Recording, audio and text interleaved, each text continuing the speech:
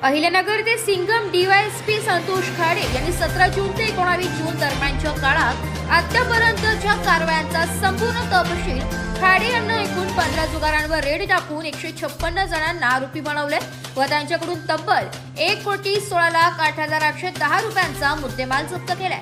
त्यांनी दारूच्या धंद्यावर 16 केसेस करून 16 आरोपींवर गुन्हे दाखल करून बरोबरच 8,49,907 रुपयांचा मुद्देमाल जप्त केलाय। तर मावा तसंच गुटख्याच्या 17 ठिकाणी रेड टाकून 52 जणांना आरोपी करून त्यांच्याकडून 2,18,72,546 रुपयांचा मुद्देमाल जप्त केलाय।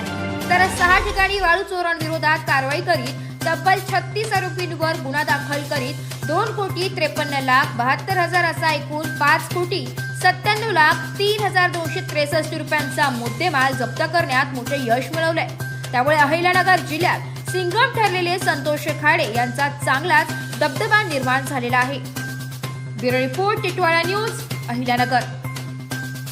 नमस्कार, मी परिवीक्षाधीन पोलीस उपअधीक्षक संतोष खाडे।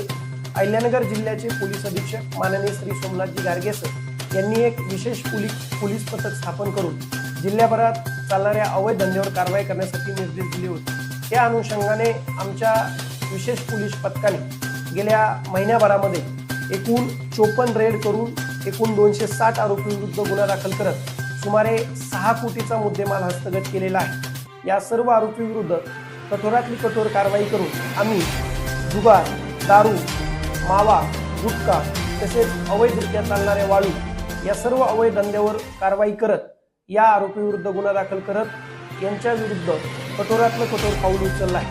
असंच कारवाई माननीय जिल्ह्याचे पोलीस अधीक्षक श्री सोमनाथजी गारगे सर यांच्या मार्गदर्शनाखाली व निर्देशाने यापुढेही चालू राहील।